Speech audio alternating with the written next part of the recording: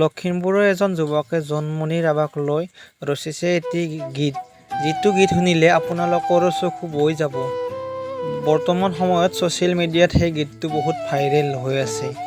তেওঁ জোনমণি ৰাভাক লৈ লিখিছে এই গীতটো। আপোনালোকৰো গীতটো শুনিলে চকু পানী বৈ যাব। আপোনালোকৰ গীতটো অসমৰ চুকে কোণে জনতায়ো চুপিলে ৰাতি ১:৩০ বজাত জোনমণি ৰাভাই কৰুণ মৃত্যু সাৱটিলে।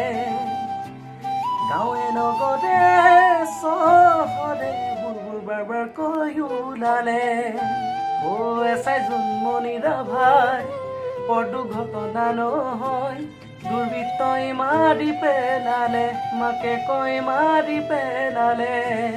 জোনমণি ৰাভাৰ গোপন কাহিনী পোহৰলৈ আহিছে, গাড়ী চলাওঁতে কাষৰ চিটত কোনো বহি আছিলে।